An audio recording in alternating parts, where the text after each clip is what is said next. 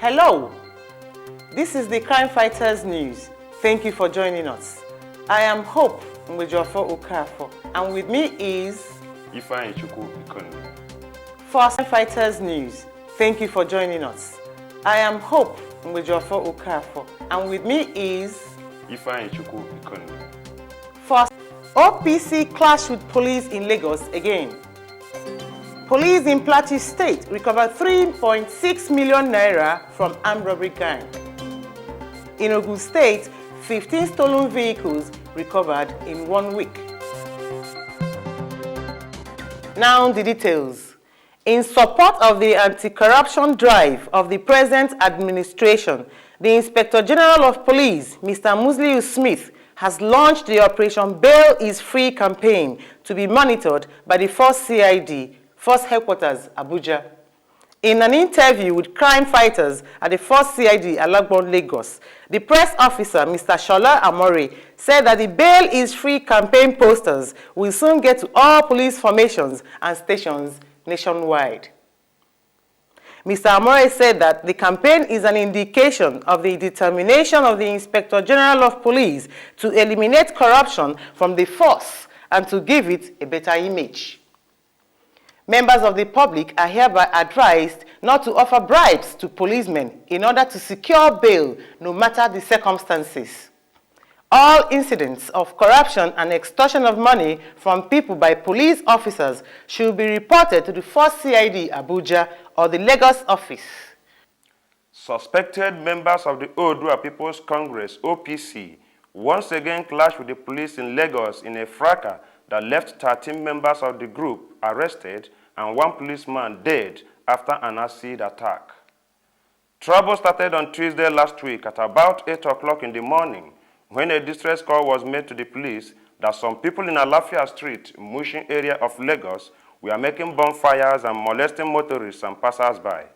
A detachment of police headed to the scene. An acid was poured on one of the corporals, of Corporal Akpan Ogbefu, who was in Trinity. Acid was shot on the left hand and acid was poured on him. Briefing Crime Fighters News after the incident, the Lagos State Commissioner of Police, Mr. Mike Okiro, said that on sighting the policemen, the hoodlums, identified as OPC members, opened fire, and in the process, 2 of the OPC members were killed, 13 arrested, while a police corporal, Akpan Agbafo, was battered with acid, and another police inspector, Jonathan Oswago, was seriously wounded. Mr. Okiro stated further that his command has intensified efforts to bring all the perpetrators of this dastardly act to book, adding that policemen can no longer tolerate any person or group of persons that want to take the laws into their hands. Examining the activities of the OPC with similar militant group nationwide, Mr. Mike Okiro said there is no basis for comparison, claiming that while it is possible to hold dialogue with Bakassi boys in the East, for instance, the same cannot be said of the OPC boys. He said he has never heard of Bakassi boys burning down police stations, shooting and killing policemen. However, Mr. Mike Okiro confirmed to have held a series of peace meetings with Dr. Fashehu, the founder of the group. Mr. Akpan Agbafo later died in the hospital as a result of sustained injuries from the acid bath. In its ongoing efforts to reward excellence among its men, the police authority has rewarded a constable by promoting him to the next rank, corporal, for a high degree of bravery recently displayed by the officer. Last Sunday, Constable Sada Rabi had confronted and overpowered a 3-man armed robbery gang who had initially ordered him and another, Inspector James Ehiawino, to lie face down. Speaking with Crime Fighters crew yesterday on recent breakthroughs within the Lagos Command, the Commissioner of Police, Mr. Mike Okiro, said the 2 officers had gone to number 9 Rycroft Street, Apapa, on the said date on an investigative mission when the robbers pulled the fast one on the 2 officers. The courageous policeman, Mr. Rabe, dispossessed the robbers of their double-barrel gun, opened fire on the robbers, while he also recovered 2 short cutlasses from them. Mr. Okiro further said Rabe exhibited an extraordinary act of bravery by attacking the robbers, so he deserves the express approval of the promotion he got. Police in Plateau State recently smashed an armed robbery gang operating within the state where the sum of 3,615,545 naira was recovered in the process. Addressing crime fighters crew in Jos, the state's police commissioner, Mr. M.D. Abubakar, narrated that while acting on a tip-off by some members of the public on the activities of this particular gang, a combined team of policemen and military personnel traced the hoodlums to their hideout deep in the forest where a shootout ensued. Consequent to the exchange of crossfire, 5 members of the gang were shot dead, 1 arrested, while others escaped with gunshot wounds. Speaking further, Mr. Abubakar said that apart from the large sum of money recovered, series of sophisticated arms and ammunition were also recovered from this deadly gang.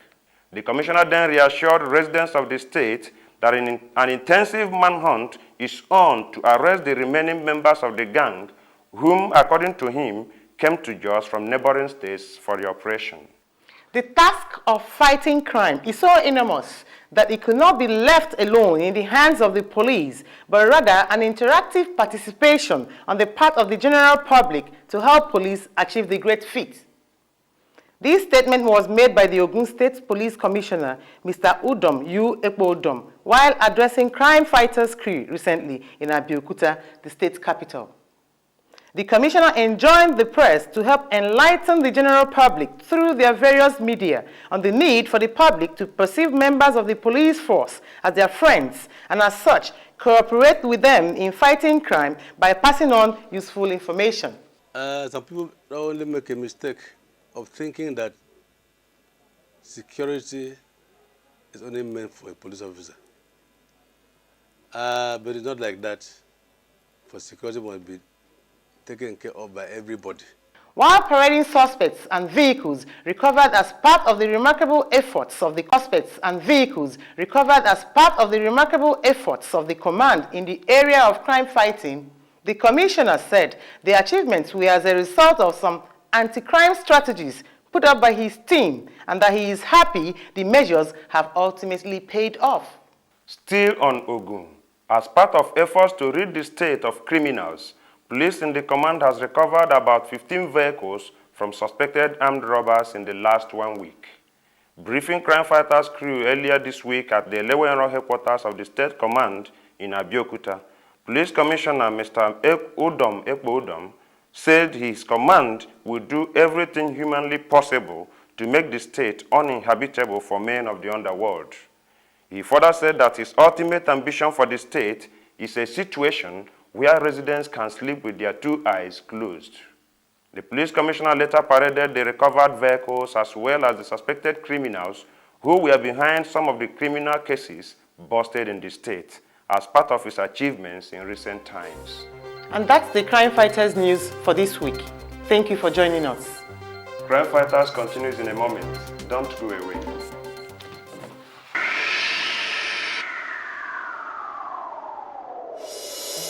Crime Fighters, the Police and You is a program designed to foster a better relationship between the Nigerian Police Force and you. Stay tuned weekly. Crime Fighters, the Police and You, the #1 security program on television. I'm Mrs. Augusta Akpa, a woman sergeant of the Nigeria Police Force.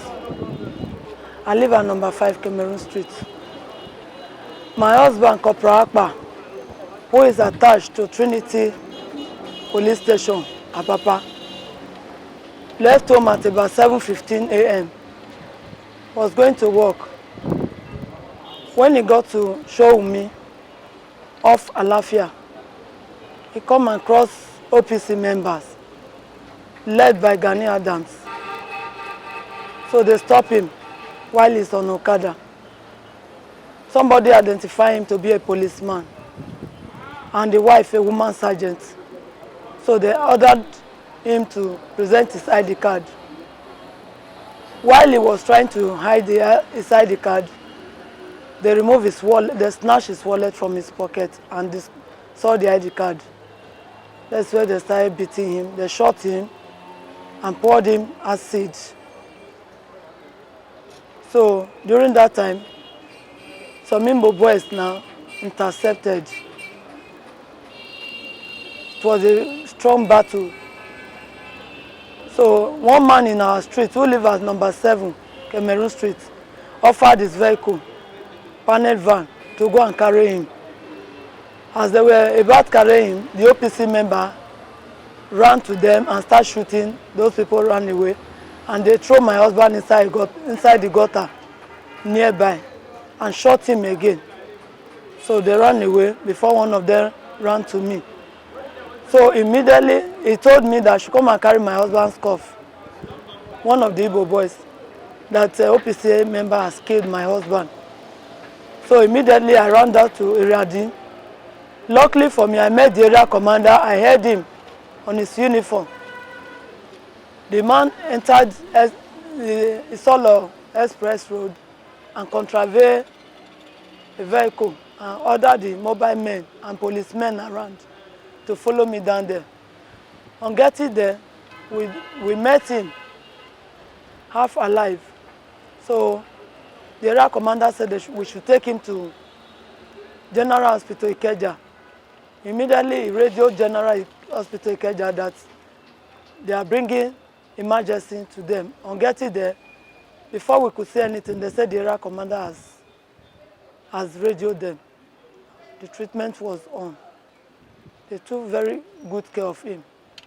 The later CP came and press secretary to the Minister of Health, and the press secretary asked them to transfer him to Ikeja General Hospital. While we got there with ambulance, treatment carried on immediately. At about 7 p.m., he gave up the ghost. On the same day? On the same Tuesday, 10th April 10th April 2001. According to my husband, because he spoke with the pressmen and the CP, he explained everything to me. He said those faces, he don't know them. He said, but one of them mentioned him, told the others that he is a policeman and his wife is a woman sergeant, that they live at Cameroon Street. So that was why they attacked him? Well, that was when they attacked him, and he begged and begged them, but they refused. Like now, I feel they have taken my joy away from me. Endless sorrow. And I plead to the police that they should not allow the killer of my husband to go unpunished. That they should do something to stop this OPC of a thing. They have made 1 million policemen wife to become a widow. And the federal government should do something to stop it. Stop them, not only the police alone. Even in my grave, I will still continue to be a policewoman because it's something I volunteered. And I will not give up because my husband is dead. My staying in that Cameroon Street, like the information I gathered yesterday, they said the OPC member said any police officer, being a woman or a man, living around that area, they are going to flush them. So it means my safety is, my staying there is no longer safe. I plead the federal government and the IG to get an accommodation for me and my children. With my salary, I cannot handle them alone. I want them to open an account for my children and give my children scholarship to university level because my husband died while he's still serving the force. To be precise, late Corporal Akpa Agbafo worked directly under me before his death. He is very active in his services. He doesn't need the supervision. Punctuality, very superb. Neatness, very superb. Since he has been working under me, I haven't found any faults.